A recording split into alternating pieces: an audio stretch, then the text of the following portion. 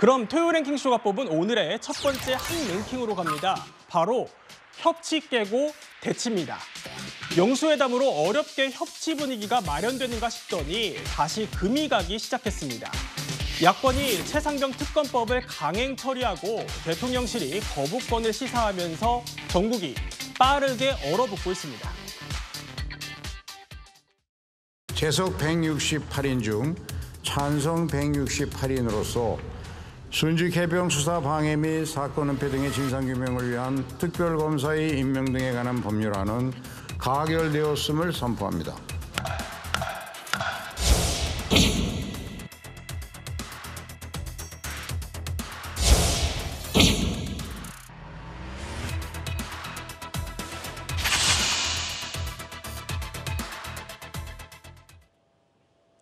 스튜디오에는 이현정 문화일보 논설위원, 최진봉 성공회대 교수, 김수민 시사평론가, 박상규 채널A 개건 해설위원 나오셨습니다. 안녕하십니까? 네, 안녕하세요.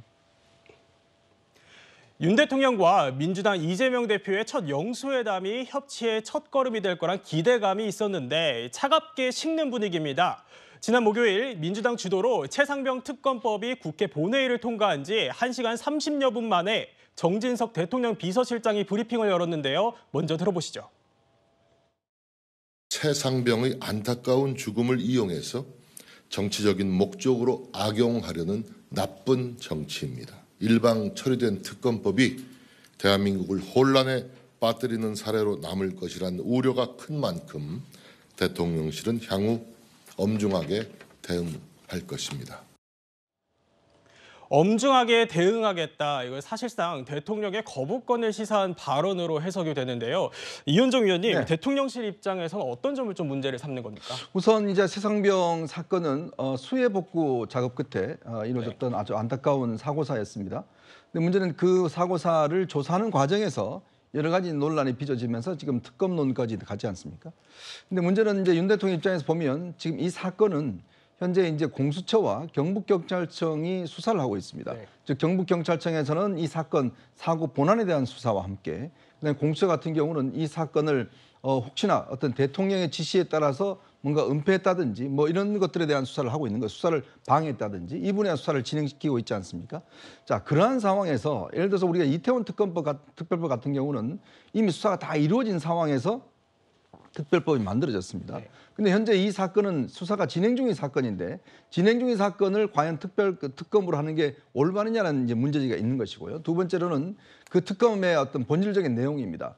이번 특검 같은 경우는 민주당이 그 대통령이 소속된 교섭단체를 제외한 교섭단체에서 특검을 임명하게 돼 있습니다. 네. 자, 그렇다면 이제 민주당이 임명하게 돼 있거든요. 특검 규모도 옛날 그 최순실 특검보다도 한 명 작은 꽤 많은 규모입니다. 예. 자, 거기다가 지금 현재 이 수사의 범위 자체가 원래 특검이라는 것은 한정적인 수사를 이야기를 하는 거거든요. 네. 그래서 특검 아니겠습니까? 근데 이 사건은 수사 중 인지된 사건 모든 걸 다 수사할 수 있도록 하는 그야말로 민주당 특검이다. 저는 그렇게 보여집니다. 민주당이 사실상의 검찰권을 가지고 모든 부분을 수사할 수 있다는 거. 또 하나는 이 사건과 이 수사를 하는 과정에서 브리핑을 수시로 열 수 있다는 거거든요. 그렇다면 이제 수사 과정에 일어났던 여러 가지 문제에 대해서 논란을 일으킬 수가 있는 거 아니겠습니까? 예. 그렇기 때문에 아마 대통령 입장에서는 원칙 자체 특검의 어떤 성립 여부도 문제일 뿐만 아니라 특검법 자체에도 심각한 문제가 있다. 이렇게 보는 것 같습니다.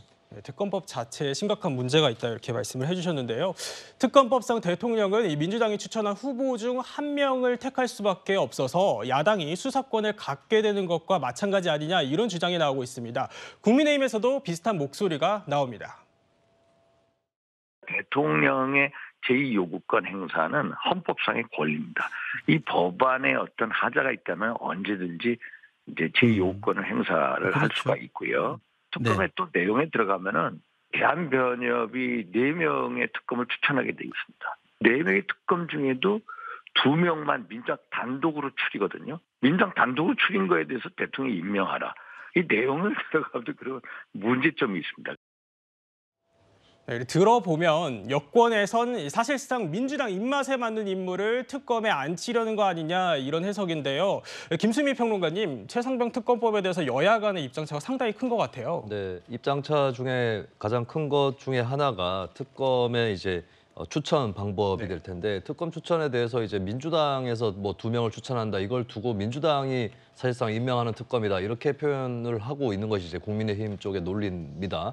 근데 사실 이거는 이제 1차적으로는 대한변협에서 4명을 추천을 하거든요. 그 중에서 이제 민주당이 2명을 더 추천을 하는 것이기 때문에 4명 중에 2명을 추리는 거죠. 그렇기 때문에 이걸 민주당이 임명한다라고 표현할 수는 없을 것 같고 최종적으로도 이제 2명의 후보를 놓고 대통령이 이제 1명을 선택하도록 돼 있기 때문에 이 정도의 이제 추천 그 절차 같은 경우는 이제 예전에 뭐 최순실 씨 관련 국정농단 특검이라든지 여러 특검에서 또 채택을 했던 방식입니다. 예. 더군다나 1차적으로 대한변협에서 또 추천하기 때문에 민주당에서 임명한다라고 표현하는 것은 좀 지나치다라는 그런 생각이 들고요. 그리고 이제 언론 브리핑에 대해서도 언론 브리핑이 가능하도록 한 부분이 문제가 되고 있는데 사실 이것도 이번 특검에 처음 도입된 것은 아니고 예전에 국정농단 특검이라든지 드루킹 특검이라든지 이런 예. 쪽에서 이제 언론 브리핑이라든지 이런 것들을 할 수 있도록 그렇게 조항을 두고 있기 때문에 특검 법안 자체가 뭐 과거의 전례에 비춰봤을 때 굉장히 뭐 파격적이라거나 이례적이라거나 이렇게 보기는 좀 어려울 것 같습니다.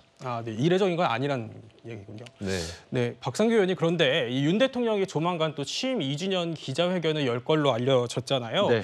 이 자리에서 또 최상병 특검법 얘기도 나올 걸로 보이는데 또 어떻게 전망하십니까? 네, 당연히 그럴 것 같습니다. 네. 지금 대통령실 얘기로는 9일, 다음 주 목요일이나 10일, 금요일 사이에 대통령의 2주년 회견이 있을 것이다 이렇게 지금 돼 있거든요.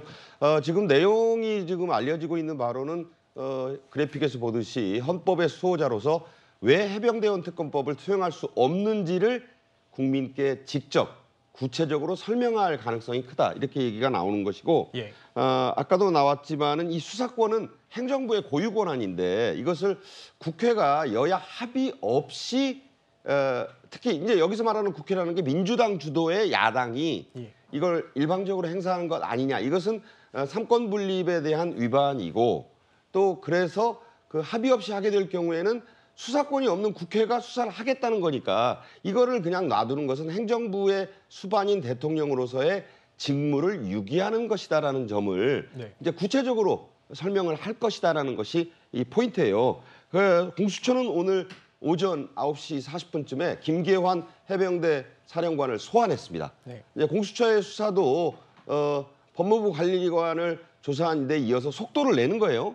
이종섭 전 국방부 장관도 이제 그 논란이 있었지만 이제 김계환 해병대 사령관에 대한 수사가 있고 난 뒤에 수사하지 않겠냐. 이건 또 무슨 얘기냐면 야당 주도로 만들어졌던 민주당이 여당이었을 때 만든 공수처가 지금 수사를 이렇게 하고 있다. 네.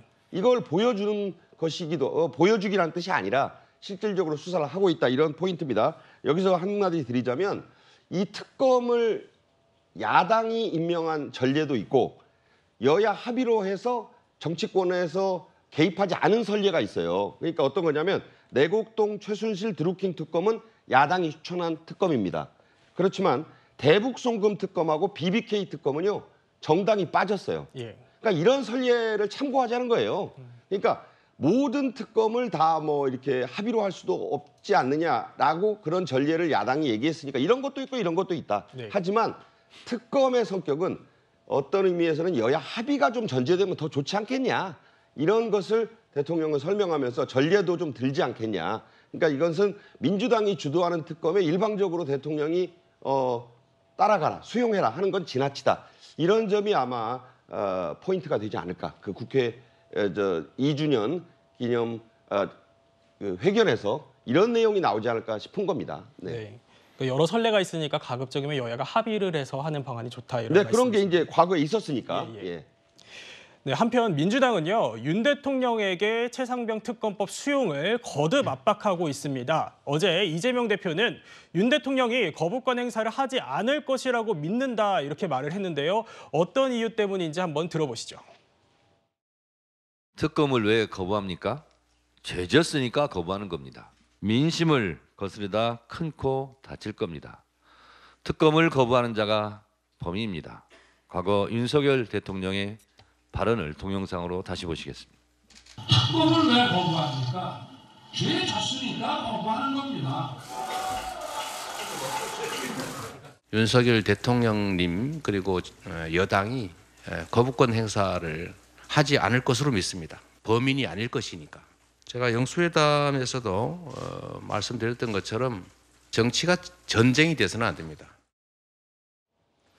네, 최진봉 교수님, 예. 이 정청래 최고위원이 앞서 영상을 보셨듯이 이 과거 윤 대통령 영상을 트니까 이제 이걸 고리로 또 윤 대통령을 압박하는 모양새처럼 비춰질 수도 있을 것 같거든요. 그렇죠. 어떻게 보셨습니까? 예, 맞는 말씀이에요. 왜냐하면 지금 저 말은 대선 기간 동안 윤석열 당시 대선 후보가 이재명 대선 후보를 공격하기 위해서 사용했던 말이거든요. 그러니까 특검을 왜 대장동 특검 관련된 얘기를 하는 걸로 저는 들리는데 특검을 왜 거부합니까? 뭐 죄지었으니까 거부하는 겁니다. 이 발언을 한 걸 이제 다시 본 거죠. 그러니까 그게 결국은 특검이라고 하는 것이 검찰이나 아니면 일반 수사기관들이 수사하는 과정에 미진한 부분이 있다고 보고 네. 또는 최고 권력자가 연관돼 있을 가능성에 대한 의혹이 있을 경우에 좀 더 중립적인 입장에서 국회가 추천한 특검이 수사를 하도록 하는 것이 특검의 목적일 텐데 그런 목적에 부합하게 이번 최상병 특검 관련해서도 대통령실도 큰 틀에서 합의하고 네. 거부권 행사하지 말아달라는 요청을 하는 거예요. 왜냐하면 지금 현재 대통령실 관계자들이 국방부 관계자와 통화한 기록들이 나오고 있지 않습니까? 이런 상황에서 과연 검찰이나 또는 공수처가 수사를 하고 있지만 여러 가지 부분에서 명확하게 모든 걸 밝혀내기 좀 어렵지 않겠나 이런 네. 의혹이 있는 것이고 그런 점에서 아마 민주당 입장에서는 대통령을 압박하는 수단으로 본인이 했던 말을 다시 되돌려주는 방식을 통해서 대통령 거부권을 좀 행사하지 말아달라 이렇게 요청하는 것으로 보여집니다. 네, 그렇군요. 이현정 의원님, 그런데 이 민주당 당선인들도 입장을 냈어요. 네. 거부권 시사 표명이야말로 이 국민의 뜻을 외면한 나쁜 정치다라면서 특검법 수용을 촉구를 하고 있거든요. 윤 대통령이 거부권을 행사를 한다면 이게 10번째인데 어떻게 좀 전망을 하십니까? 그러니까 지금 이제 거부권 행사만 놓고만 보면 윤석열 대통령이 들어와서 지금 9번째 거부권 행사에서 꽤 많은 거부권 행사했습니다. 예. 근데 반대로요. 나쁜 정치라고 이야기를 하셨는데 저 거부권을 왜 행사했을까요? 국회에서 여야가 합의해서 법안을 통과했는데 대통령이 거부권을 행사할까요? 아니거든요. 보면 지금 민주당이 지난 21대 국회에서 압도적인 의석을 가지고 있으면서 전부 다 일방적으로 즉 자신들의 단독에 의해서 여당과 협의 없이 통과시킨 거를 대통령이 이제 고유한 권한을 거부권을 행사한 겁니다. 네. 자, 역으로 생각하면 그러면 이 대통령의 거부권 행사만 비판할 것이 아니라 자신들의 그러면 단독 처리 이것 자체는 아무 문제가 없는가요? 이거는 좋은 정치인가요?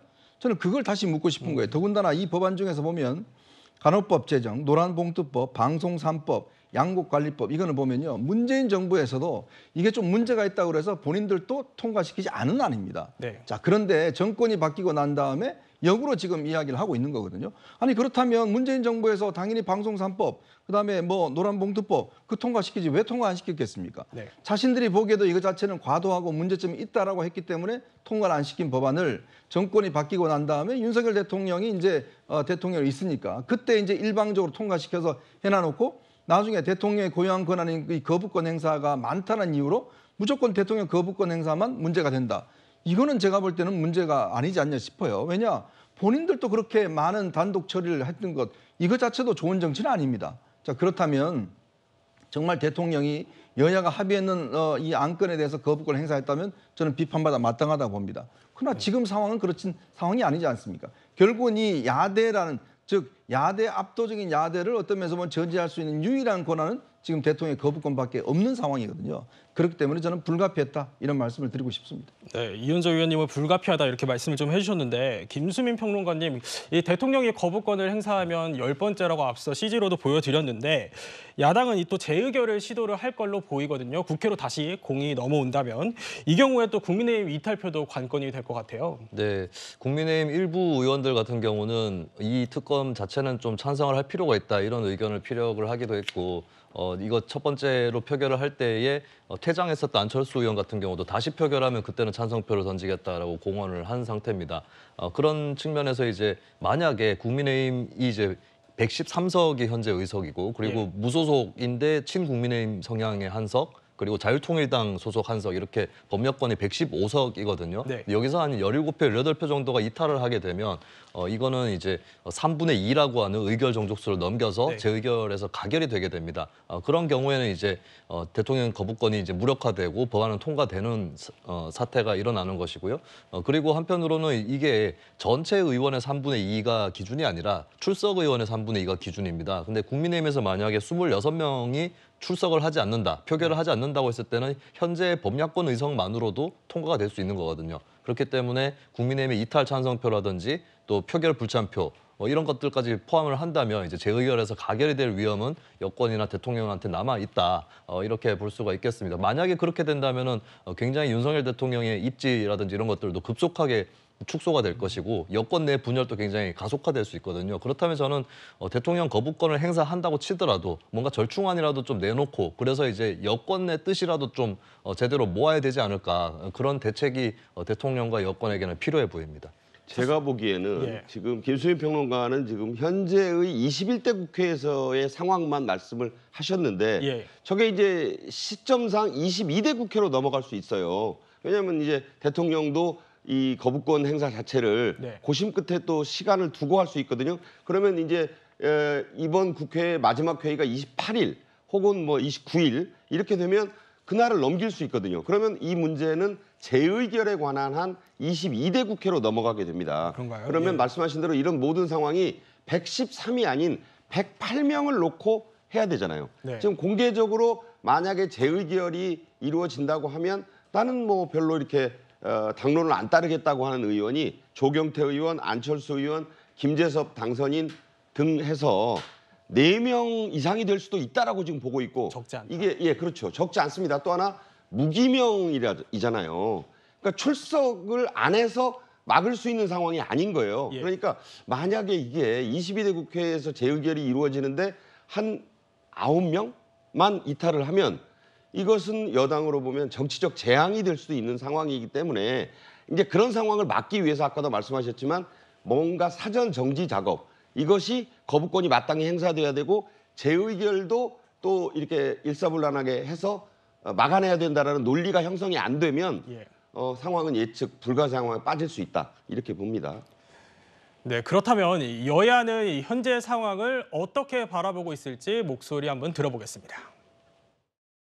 일단 거부권 행사가 될지 안 될지를 좀 지켜봐야 되고요. 네. 어쨌든 거부권 행사가 하게 된다면 네. 또 재표결을 또 해야 되지 않겠습니까? 저는 그 현재의 어떤 야당의 그 모습들, 형태들, 독주하는 이런 모습들 속에서 동의할 수 있는 여당 의원들은 그렇게 많지는 않은 것 같습니다. 국민의힘에서도 네.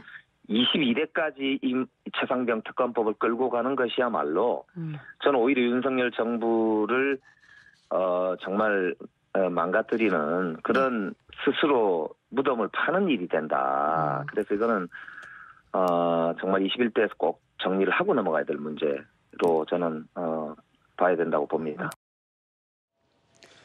여야 목소리를 한번 들어봤는데 조경태 의원은 국민의힘 내부에서는 이탈표가 많진 않을 거다. 또 김영배 의원은 만약에 22대 국회로 넘어간다면 이것도 정부에 좀 더 큰 부담이 될 거다. 이런 입장인 것 같은데요.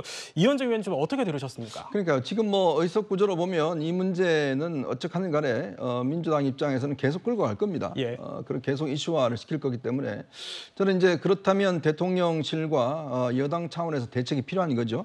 그래서 저는 일단 조건부 거부권 행사가 타당하지 않는가 생각이 들어요. 그게 무슨 말씀이냐면 어쨌건 이번 사건이 이종섭 그 국방장관의 호주 대사 임명이라든지 그 중간 처리 과정에서 국민적 의혹이 있는 건 사실입니다. 네. 자, 그렇다면 이 부분을 그냥 덮고 갈 수는 없는 상황이지 않습니까? 그렇다면 현재 공수처에서 수사가 지금 굉장히 진전이 많이 되고 있거든요. 지금 오늘 김기환 지금 해병사령관도 지금 오늘 수사를 받았지만, 예. 그러니까 그 공수처 수사가 저는 곧 마무리될 걸로 봐요. 그리고 경북경찰청이 하고 있는 수사도 곧 마무리될 걸로 봅니다. 그렇다면 가급적 빠른 시간 안에 이 수사가 마무리되고 난 다음에 정말 국민적 의혹이 더 남아 있다 그러면 저는 특검을 하는 것도 하나의 방법이다. 수용하는 것도. 자, 그다음에 그렇다면 현재 특검법으로는 이거는 여러 가지 논란이 있을 수가 있다. 왜냐? 아까도 우리가 지적을 했지만 예. 이 특검법이 특히 대통령을 겨냥해서 하는 수사인데 문제는 민주당에서 특검을 마지막에 임명할 수 있는 그런 권한을 가진다 그러면 이게 나중에 공정성 시비가 있지 않겠습니까? 자, 그렇다면 민주당 입장에서도 이런 어떤 걸 고집할 게 아니라 대한변협에 아예 추천권을 넘겨서 그런 공정한 어떤 특검을 통해서 한다라 그러면 민주당도 명분이 있는 거 아닌가요? 네. 나중에 수사 결과가 나와도 그 부분에서 국민적으로도 뭐 믿을 수 있다라고 이야기할 수 있는 거 아닌가요? 자, 그런 측면이 있기 때문에 저는 우선 이 공수처 수사가 끝나고 난 다음에 조건부 특검을 수용하고 그다음에 특검법도 현재 어떤 이 우리가 그동안 했던 여러 가지 특검법 중에서 좀 더 공정성을 기하는 특검법으로 어떤 재협상을 한다 그러면 저는 아마 이것도 여당에서는 충분히 검토해볼 만 아니다 이런 생각이 듭니다. 네, 조건부 수용, 뭐 재협상 이런 아이디어를 좀 주셨는데 사실 거부권을 행사할지 말지 판단에는 여론이 중요를 하겠죠. 여론조사 결과를 하나 보겠습니다. 70%가량이 최상병 특검에 찬성한다 이런 여론조사가 나왔는데 네, 최준보 교수님 아무래도 좀 대통령의 고심이 깊을 것 같아요. 고심이 깊죠. 그걸 고심을 해야죠. 예. 저 정도로 이게 정말 바뀌지 않고 거의 비슷한 형태로 계속 이 정도가 나와요. 그러니까 최상병 순직 사망 사건의 의혹이 제대로 밝혀질 수 없다고 하는 부분에 대한 의심이 많거든요. 예. 그러니까 이게 공수처 수사 과정에서 나오는 몇 가지 사안들을 보면 대통령실과의 관계성도 계속 나오고 있기 때문에 이거를 일반 검찰이나 경찰 수사하는 것에도 국민들은 신뢰를 못하고 있다고 저는 보거든요. 이미 신뢰를 잃었기 때문에 특검이 반드시 필요하다고 저는 보고 국민들이 이렇게 원하고 있는데 또 거부권 행사하고 이걸 또 안 하게 되면요. 정말 역풍을 엄청나게 받을 겁니다. 그렇지 않아도 총선 패배 이후에 어떻게 이제 국정 기조 변화도 없죠. 그다음에 국민의 민심에 응답하는 그런 태도도 안 보이고 있죠. 그냥 내가 할 길을 내가 하겠다는 대통령의 태도가 예. 국민들도 화나게 하고 있거든요. 근데 이번 건마저 만약에 거부권 행사하면요. 그 여론의 역풍은 지금보다 훨씬 더 강하게 불 겁니다. 그래서 저는 이게 아킬레스건이 될 수도 있고 이게 정말 지금 현재 뭐 몇몇 여론조사를 보면 지지율이 상당히 낮잖아요. 대통령 지지율이. 그런 상황이기 때문에 이것마저 거부권 행사하면 그보다 더 떨어질 수 있는 위험성도 있다고 저는 봐요. 심각하게 봐야 되고요. 이거는 정권 차원에서 어떻게 정리할지를 깊이 고민하고 결정할 문제라고 생각합니다. 네, 그렇군요.